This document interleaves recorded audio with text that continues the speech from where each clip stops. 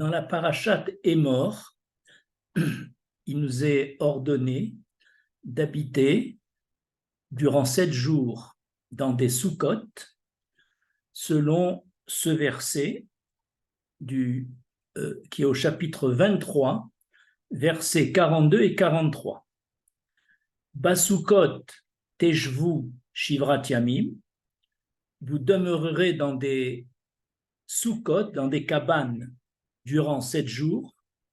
Les maran yidrou dorotechem qui basukot oshafti et bene Israël beotsi otam meretz Mitzrayim, afin que vos générations sachent que j'ai fait demeurer les bénis Israël dans des soukhotes lorsque je les ai fait sortir d'Égypte.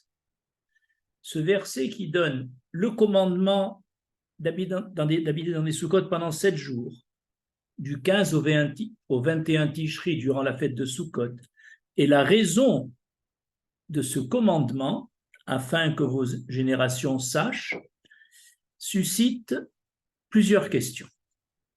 La première question, le motif d'habiter 7 jours dans des soukhotes afin que vos générations sachent que je les ai fait habiter, ce motif, cette raison, semble inutile.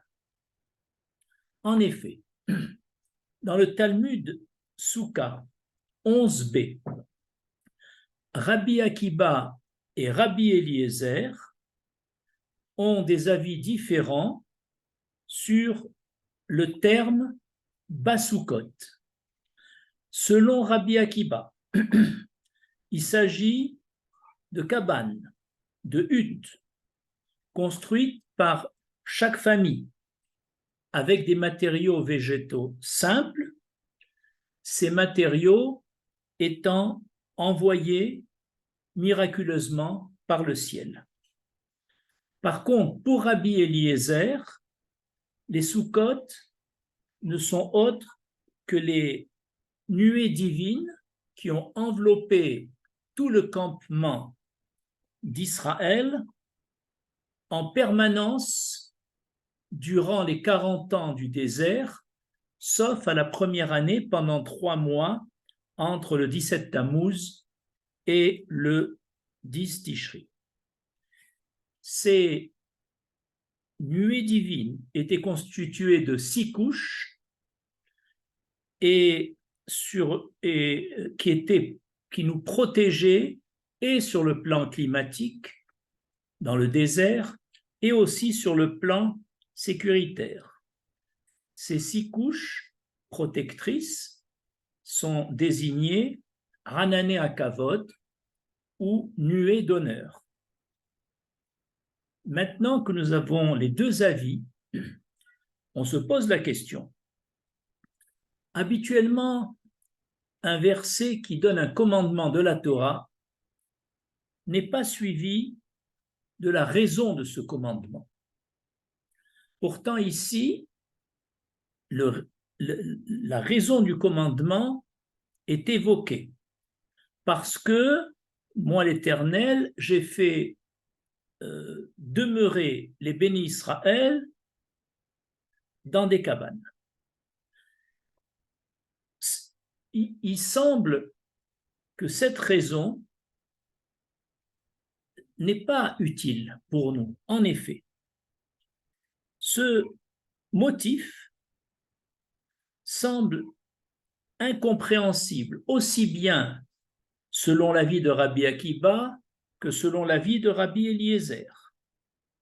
S'il s'agit, comme a dit Rabbi Akiba, de cabanes individuelles dans lesquelles chaque famille habitait, quoi de plus normal d'avoir chacun son petit abri pour dormir, pour manger?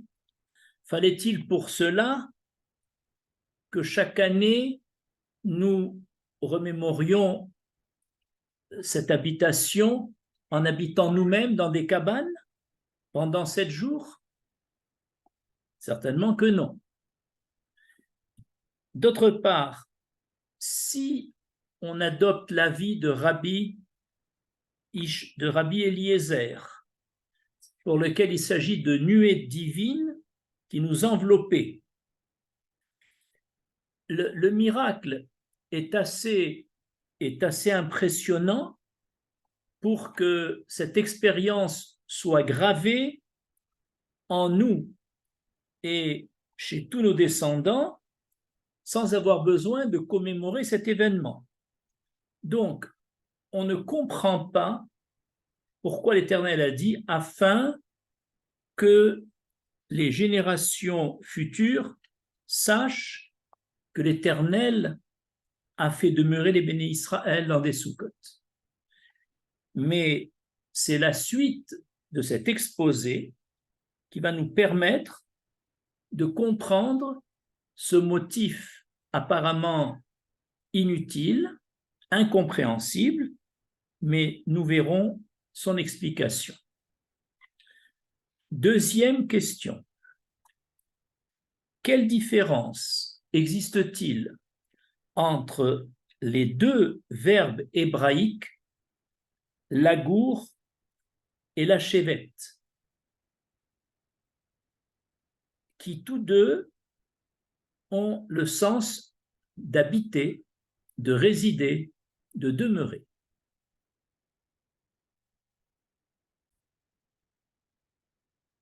Cependant, les verbes lagour et la chevette ne sont pas deux synonymes.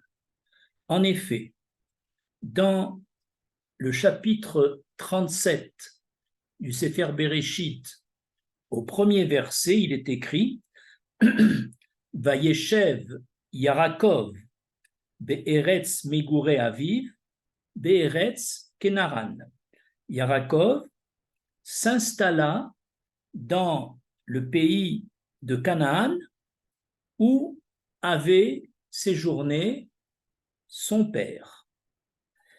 Pourquoi ce verset utilise-t-il deux termes qui ont le même sens, qui veut dire demeurer, résider? Et pourquoi avec deux termes différents? Au début, on parle de Yarakov Vayeshev, qui a le sens de s'installer définitivement, et à la fin, pour son père, on dit le pays qu'il habitait, mais dans lequel il avait séjourné. Le séjour, c'est quelque chose de provisoire. S'installer, c'est quelque chose de plus définitif. De là, le Midrash dit, si le verset a utilisé deux termes différents, un pour la résidence de Yarakov, le terme de la chevette, et pour la résidence de ses pères Abraham et Yitzhak, c'est le terme Mégouré, c'est pour adresser une critique, un reproche à Yarakov. Parce que Yarakov, après les diverses épreuves de sa vie, lorsqu'il est rentré en terre d'Israël, il a voulu s'y installer tranquillement, dans le confort, définitivement. Et c'est ça le sens de la chevette. Alors que ses pères résidaient sur cette même terre comme une étape, comme si ce n'était qu'un séjour provisoire, d'où le terme de mégouré qui se réfère au verbe lagour. En conclusion, le verbe lagour signifie demeurer provisoirement, temporairement, lors d'une étape, alors que le verbe la chevette signifie demeurer en paix, s'installer définitivement en toute sécurité et pour toujours. On remarque que dans le verset que nous étudions, à deux reprises, c'est un mot dérivé de la chevette, de demeurer définitivement, qui a été utilisé, puisqu'il est écrit au début Teshvu. vous habiterez avec une notion de vous installer. Et le deuxième mot, Oshafti. Les deux mots utilisés dérivent du verbe lachevet et non du mot lagour. C'est pourquoi nous arrivons à la troisième question. Pourquoi, dans le verset étudié, le texte utilise le verbe lachevet et non pas le verbe lagour, alors que le séjour dans le désert n'était qu'un séjour temporaire entre la sortie d'Égypte et l'arrivée en Eretz Israël. Pourquoi, au lieu de mettre le mot lagour, le texte a-t-il utilisé à deux reprises un terme dérivé de lachevet? C'est la troisième question.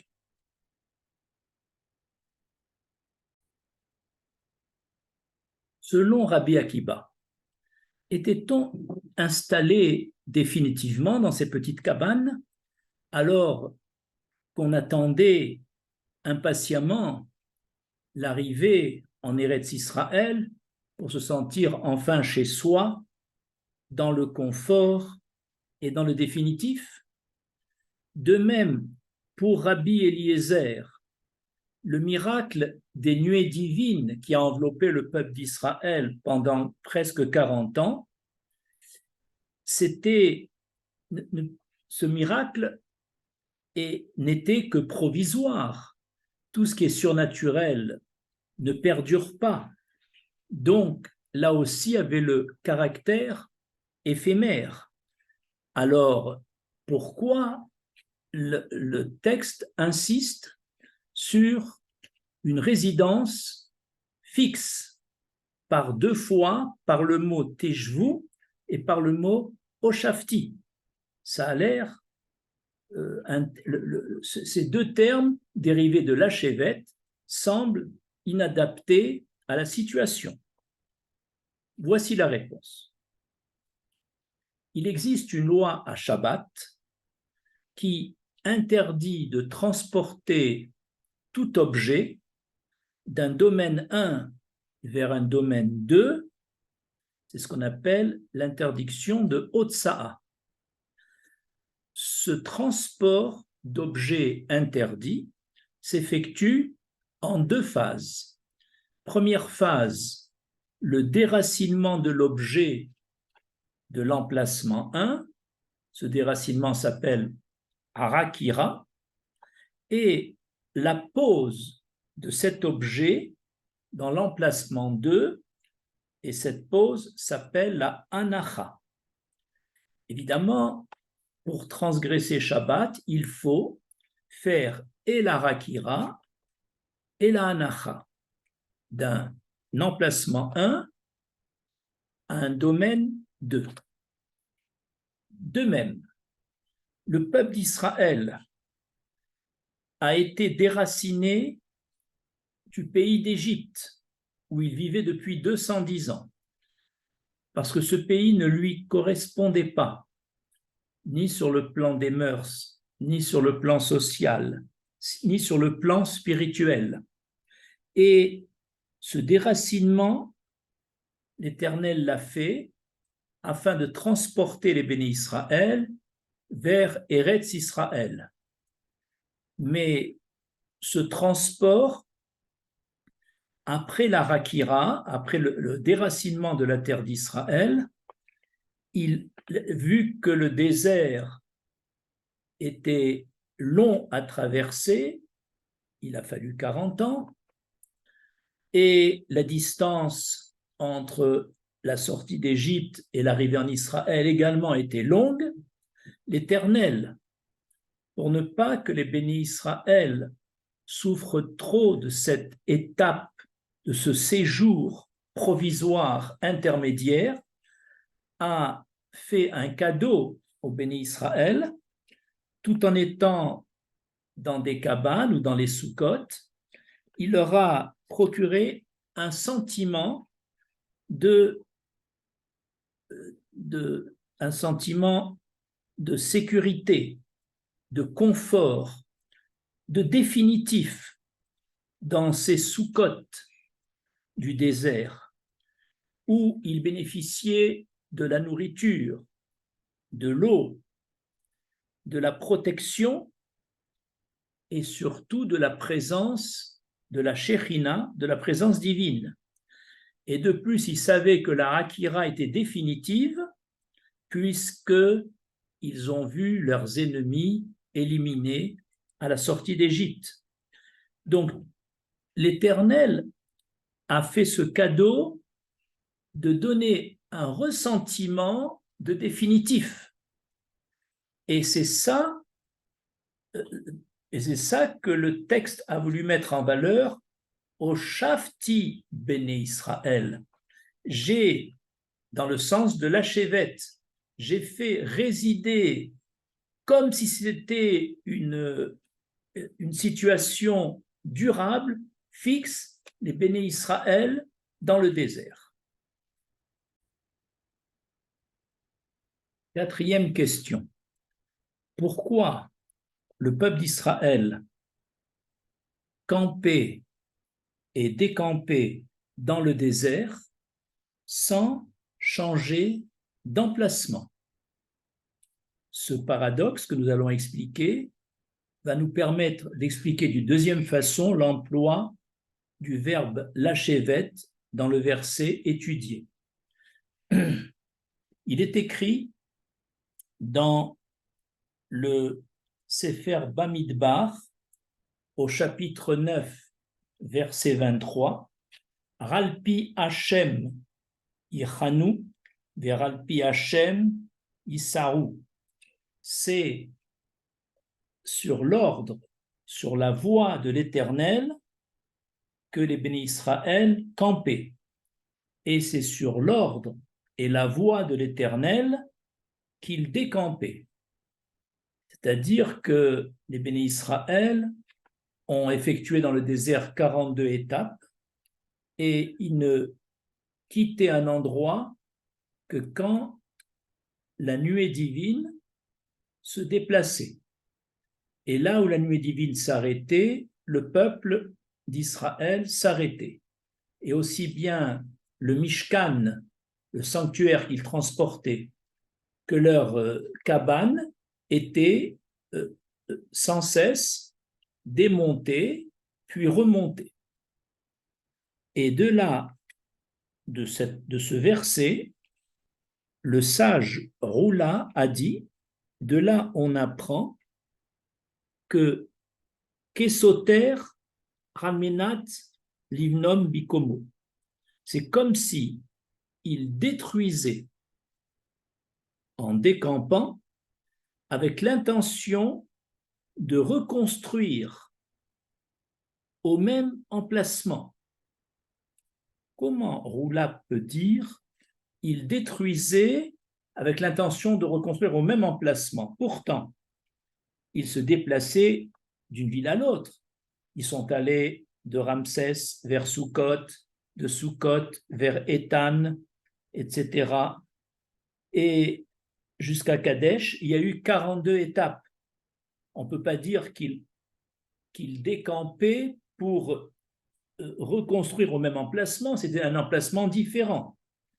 Mais voici la réponse du fait que malgré ces déplacements dans le désert, Oula affirme, nous étions toujours au même emplacement relatif. Et quel est cet emplacement relatif? Toujours le même, toujours près d'Hachem, sous ses ailes, un peu comme une maman qui porte son bébé dans ses bras. Quel que soit le déplacement de la maman, le bébé se sent en sécurité dans les bras de sa mère, dont l'emplacement relativement à sa mère est fixe, même si la maman se déplace d'une ville à l'autre.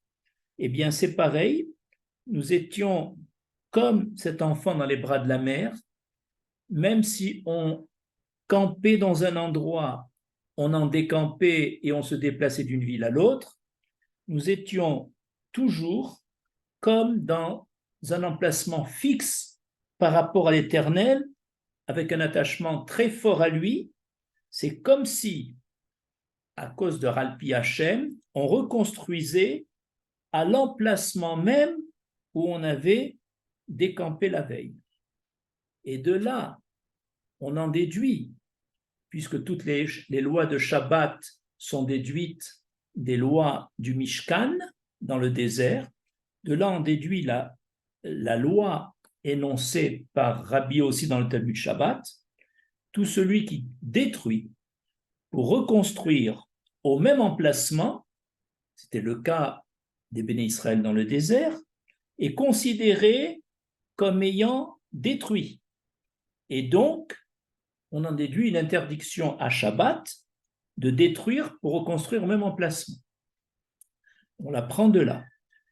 Et c'est ça le sens du mot Oshafti et du mot Lachevet. C'est pour nous signifier que quel que soit l'endroit où on se trouve, que la cabane soit dans la ville X ou dans la ville Y, nous étions dans cette cabane entourés par la protection divine, on était comme dans les bras d'Hachem, on se sentait en sécurité, protégé, dans une position fixe. Et c'est ça la deuxième explication de l'utilisation du mot Lachevet. Je vous remercie.